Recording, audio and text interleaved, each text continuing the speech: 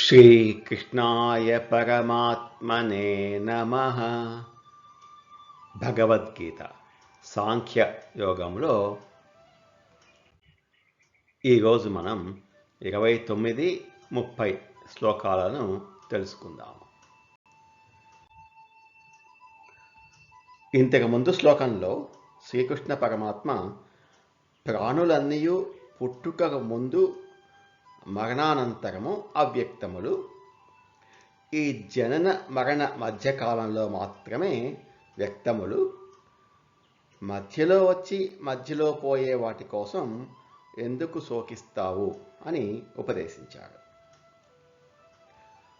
ఒకే ఆత్మస్వరూపము అంటే ఒకే పరమాత్మ స్వరూపము ఈ సమస్త జగత్తుకు కారణము అని అంటే వినేవాళ్ళకి ఎలా ఉంటుంది? చాలా ఆశ్చర్యంగా ఉంటుంది.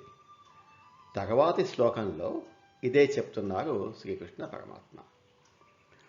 ఆశ్చర్యవత్ పశ్యతి కశ్చిదేనం ఆశ్చర్యవద్ వదతి తథైవ చాన్యః ఆశ్చర్యవచ్చైనమన్యః శృణోతి శ్రుత్వాప్యేనం వేద న చైవ కశ్చిత్.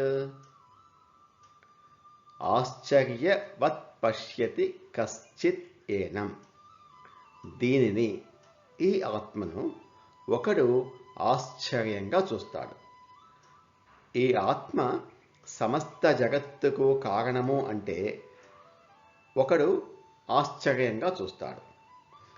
ఆశ్చర్యవత్ వదతి తథైవ చాన్యః,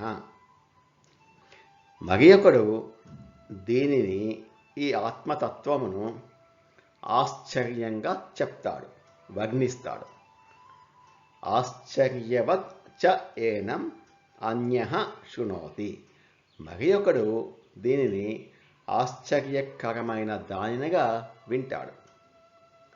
శ్రుత్వా అపి ఏనం వేద న చ ఏవ కశ్చిత్, ఆ విన్నవారిలో కూడా కొందరికి ఏమీ తెలియటం లేదు, అంటే అర్థం కావటం లేదు. మనకు ఏ విషయమైన ఆశ్చర్యం ఎప్పుడు కలిగిస్తుంది? మన సామర్థ్యాన్ని దాటి ఉన్న విషయాన్ని మనం విన్నా చూసినా ఆశ్చర్యపోతాం. మన బుద్ధికి ఒక పరిమితి ఉన్నది. ఆ పరిమితికి మించి మనం ఏదైనా చూసినా విన్నా మనకు ఆశ్చర్యం కలుగుతుంది. ఈ శ్లోకం యొక్క వివరణ ఇంకొక విధంగా చెప్పుకోవాలంటే, ఒక్కసారి ఈ ఆత్మస్వరూపాన్ని చూడగలిగితే నీకు ఆశ్చర్యం కలుగుతుంది, అద్భుతమైన అనుభవాన్ని నీకు ఇస్తుంది. ఎవరు చెప్పాలి ఆత్మని ఎలా తెలుసుకో అని అంటే, ఎవరైతే ఆత్మస్వరూపాన్ని చూసి ఉంటాడో, ఎవరైతే ఆత్మస్వరూపాన్ని తన లోపల అనుభూతి చెంది ఉంటాడో అతను చెప్పాలి. అతను దొరకడం మాత్రం ఆశ్చర్యం. చూసిన వాళ్ళు ప్రతి వాళ్ళు చెప్పరు, ఎందుకంటే చెప్పినా చాలామంది నమ్మరు కాబట్టి. అందుకే పరమాత్మ స్వయంగా దిగాడు చెప్పడానికి. ఇదొక ఆశ్చర్యము. ఎన్ని ఉపపత్తులతో చెప్పినా కూడా వినేటప్పుడు ఆశ్చర్యం పొందుతున్నారు. కేవలం వినటం ద్వారా ఈ ఆత్మస్వరూపాన్ని తెలుసుకోలేరు. కేవలం వింటే అర్థమైపోయే సామాన్యమైన విషయం కాదు ఇది. ఎందుకంటే మన తత్వం గురించి మనమే మర్చిపోయిన స్థితి ఇది. ఎవరూ అర్థం చేసుకోవటం లేదు ఈ ఆత్మతత్వం గురించి అని పరమాత్మ బాధపడుతున్నాడు. అంటే ఈ ఆత్మస్వరూపం గురించి చెప్పేవాళ్ళు తక్కువ మంది ఉన్నారు, చెప్పినా వినేవాళ్ళు తక్కువ మంది ఉన్నారు, విన్నా అర్థం చేసుకునేవాళ్ళు ఇంకా చాలా తక్కువ మంది ఉన్నారు అని శ్రుత్వాప్యేనం వేద న చైవ కశ్చిత్ అని బాధపడుతున్నారు శ్రీకృష్ణ పరమాత్మ.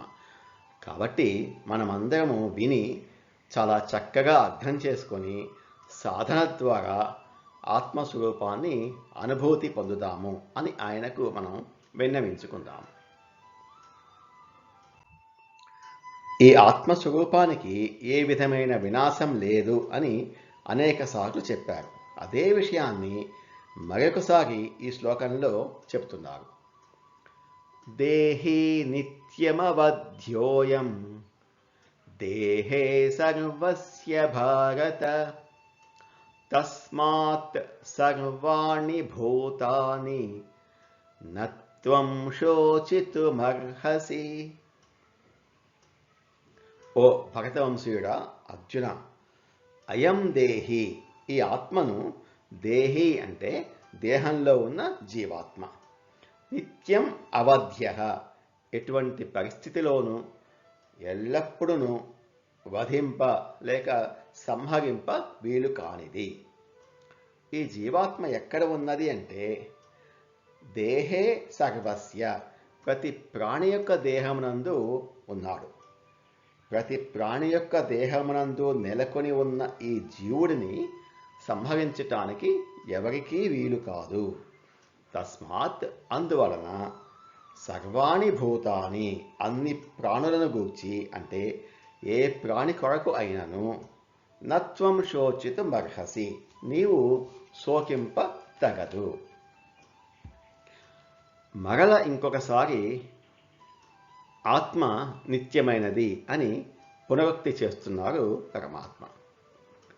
ప్రతి ప్రాణి యొక్క దేహంలో ఉన్న జీవుడిని సంహరించటానికి వీలు కాదు అంటే దేహం మాత్రం మరణిస్తుంది, ఆత్మ మరణించదు, అది నిత్యము అని చెప్తున్నారు. ఇంతకుముందు శ్లోకంలో అంటే ఆశ్చర్యవత్ పశ్యతి కశ్చిదేనం, ఈ శ్లోకంలో శ్రీకృష్ణ పరమాత్మ చెప్పినట్లుగా మరియు కఠోపనిషత్తులో కూడా ఇలా చెప్తున్నది. ఆత్మజ్ఞాని అయిన గురువు దొరకడం చాలా అరుదు. అలాంటి గురువు నుండి ఆత్మజ్ఞానం గురించి ఉపదేశం వినడం ఇంకా అరుదు. ఒకవేళ గొప్ప అదృష్టం చేత అలాంటి అవకాశం వచ్చినా ఈ ఆత్మజ్ఞానాన్ని అర్థం చేసుకోగలిగిన శిష్యులు దొరకడం ఇంకా అత్యంత అరుదు. ఎక్కువ శాతం జనులు ఎంతో ప్రయత్నించిన ఆత్మజ్ఞానం విషయం పట్ల ఆసక్తి చూపకపోయినా లేదా దాన్ని అర్థం చేసుకోలేకపోయినా జ్ఞానవంతుడైన గురువు నిరాశ చెందడు. కాబట్టి ఆత్మజ్ఞానం అర్థం చేసుకోవటం కష్టం కాబట్టి మన గురువు శ్రీకృష్ణ పరమాత్మ ఆత్మ గురించి మన కోసం పునరుక్తి అంటే పదే పదే చెప్తున్నారు. నమో భగవతే వాసుదేవాయ. ఏతత్ ఫలం శ్రీకృష్ణార్పణమస్తు. స్వస్తి.